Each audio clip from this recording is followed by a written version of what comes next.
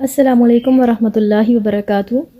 نحمدہ ونصلی علی رسولہ الکریم، اما بعد فاعوذ باللہ من الشیطان الرجیم، بسم اللہ الرحمن الرحیم۔ رب اشرح لی صدری ویسر لی امری واحلل عقدۃ من لسانی یفقہوا قولی، رب زدنی علما، اللہم فقہنا فی الدین۔ بندہ مومن اللہ کے ذکر سے کبھی غافل نہیں ہوتا، وہ ہر موقع پہ اپنے رب کو یاد کرتا ہے، اس کا دل اللہ کی طرف مائل رہتا ہے، اٹھتے بیٹھتے اور لیٹتے ہر حال میں شعوری طور پر اللہ کو یاد کرتا ہے۔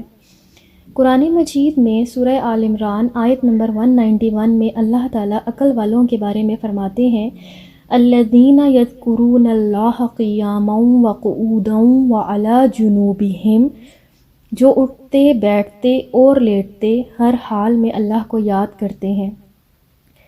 نبی اکرم صلی اللہ علیہ وآلہ وسلم ہر حال میں اللہ تعالیٰ کا ذکر کرتے تھے اور دوسروں کو بھی اس کی تاکید کرتے۔ حضرت عبداللہ بن بصر رضی اللہ عنہ سے روایت ہے کہ ایک شخص نے عرض کیا، یا رسول اللہ صلی اللہ علیہ وآلہ وسلم، اسلام کے احکام تو میرے لیے بہت ہیں، بس آپ مجھے ایسی بات بتائیے جس کو میں مضبوطی سے پکڑ لوں۔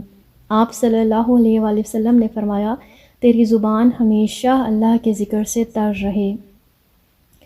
حضرت ابو ہریرہ رضی اللہ عنہ سے روایت ہے کہ رسول اللہ صلی اللہ علیہ وآلہ وسلم نے فرمایا، جس نے ایک دن میں 100 مرتبہ یہ کہا، لا الہ الا اللہ وحدہ لا شریک لہ، لہ الملک ولہ الحمد وہو علی کل شیء قدیر، تو اس کو 10 غلام آزاد کرنے کا ثواب ملے گا، اور اس کی 100 نیکیاں لکھی جائیں گی، اور اس کی 100 برائیاں معاف ہوں گی، اور اس دن شام تک وہ شیطان کے شر سے محفوظ رہے گا، اور روزے قیامت اس سے افضل عمل کوئی نہ لائے گا مگر وہ شخص جس نے اس سے زیادہ بار یہی کہا ہوگا۔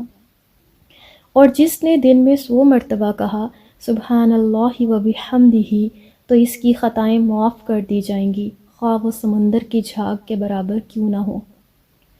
لہٰذا ہر وقت اپنی زبان کو اللہ کی یاد سے تر رکھیں۔ صبح شام اور نماز کے بعد کے اذکار کی پابندی کیجیے۔ گھر کے کاموں کے دوران خصوصاً کھانا بناتے وقت خواتین بھی اذکار کا ورد جاری رکھیں۔ پیدل چلتے ہوئے اور گاڑی چلاتے ہوئے بھی ذکر الہی کرتے رہیں۔ یاد رکھیے، ذکر ایک جامع لفظ ہے جس میں اللہ کی تسبیح سبحان اللہ، تحمید الحمدللہ، تکبیر اللہ اکبر اور تحلیل لا الہ الا اللہ سب شامل ہیں۔